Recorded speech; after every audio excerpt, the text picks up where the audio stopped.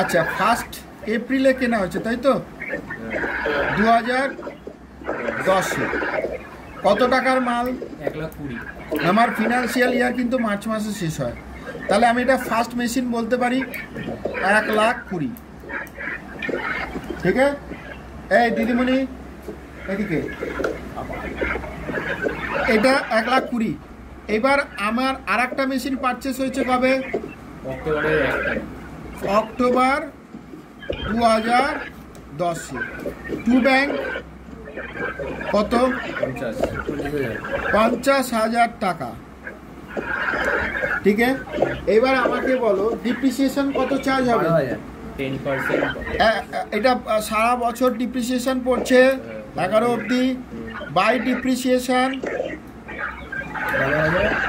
একটা তো হচ্ছে 12,000, এটা 6 মাস হচ্ছে 2,500। কেন পুরো বছরের জন্য 5,000, 6 মাসের জন্য 14,500। এবার ব্যালেন্স সিডি কত পড়ে থাকবে? 8,000। ব্যালেন্স সিডি তুই কিন্তু ধরে যাচ্ছিস, তা বুঝতেও থাকবি। এটা ব্যালেন্স সিডি কত পড়ে রয়েছে? 1,08,000।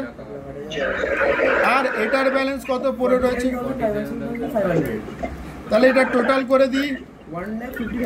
এটা একটা 1,70,000, 1,70,000। এটা কত হয়েছে? 1,55,000।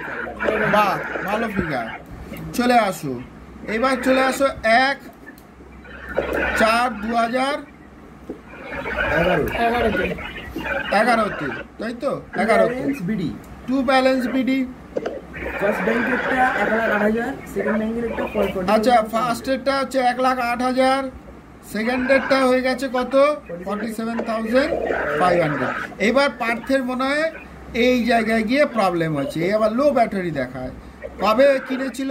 1 জুলাই। জুলাই মানে 7, 2011-তে। টু ব্যাংক কত টাকার মাল? 25,000। কত টাকার মাল? 25,000 টাকা।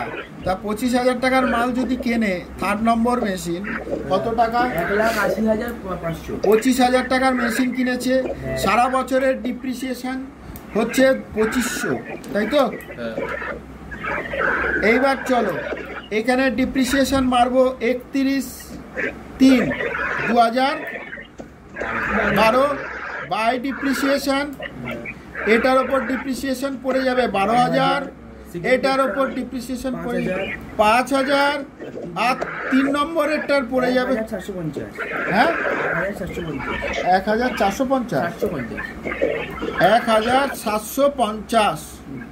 এটা কত মাসের হয়েছে? এটা 9 মান্থসের। তাহলে আমার টোটাল হয়ে গেছে কত? 1,750। আর ব্যালেন্স সিডি কত বেরিয়ে গেছে? ফার্স্ট রেটটা হচ্ছে 96,000, সেকেন্ড রেটটা হচ্ছে 42,500, ফার্স্টেরটা হচ্ছে 96,000, তারপরেরটা 42,500, 42,500, তারপরেরটা 23,250। আচ্ছা পার্থ বুঝেছো? 23,250 মানে কত? এখান থেকে এটার ডিপ্রিসিয়েশন মাইনাস দিয়েছি 9 মাসের। এইবার পরের বছর টোটাল হচ্ছে স্যার 1,61,700। এখানটা আমি যাই আগে, এখানটা এটা কি থার্ড ইয়ার তো? এটাই ফাইনাল ইয়ার তাই তো? আমি সিধা টু ব্যালেন্স সিডি দিয়ে যাচ্ছি, কেননা টাইম স্ট্রেন্টের জন্য। টু ব্যালেন্স বিডি আমার প্রথমেরটায় কত ছিল? 96,000, সেকেন্ডেরটা 42,500, আর লাস্টেরটা 23,250। এইবার গল্পটা শোনো, যেটার জন্য মেন। অরিজিনাল ভ্যালু ছিল 1,20,000, যার একটা পার্ট বেচেছো কত?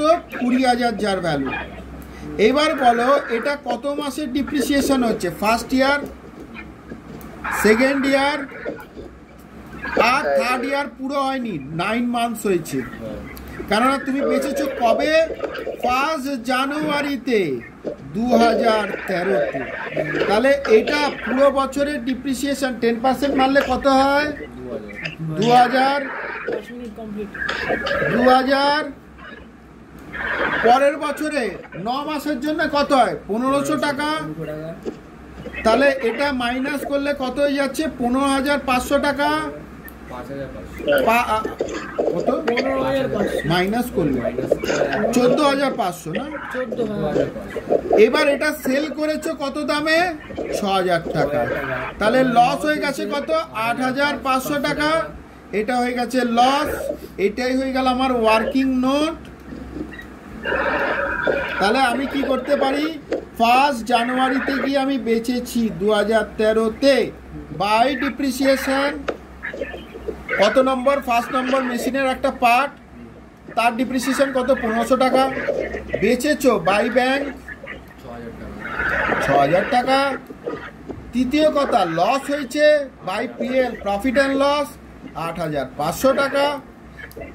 এইবার বাদ বাকিটা তো সারা বছরই যাবে 2013 অবধি বাই ডিপ্রিসিয়েশন। এবার বলো এটির ডিপ্রিসিয়েশন কত হয়েছে? এটা তার মানে রিমেনিং ভ্যালু কত আছে? 1 লাখ টাকা। কেন 20,000 আগে বেচে দিয়েছো, তাহলে 20,000-এর প্রথম বছর ডিপ্রিসিয়েশন কত হয়ে গেল? 10,000 টাকা। তারপরের বছর 10,000। এ তো বেচা হয়নি, তারপরের বছরও 10,000। তাহলে কত হয়ে গেল? 70,000। তার মানে এ ঠুল্লু বাবাজির ডিপ্রিসিয়েশন কত হবে? ফার্স্ট এরটা 10,000। সেকেন্ড এরটার কত ডিপ্রিসিয়েশন হবে ভাই? 5,000।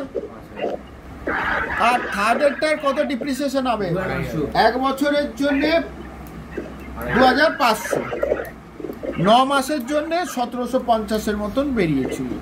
হয়ে গেল। এইবার আমি কি করব? এটা টোটালটা লিখব।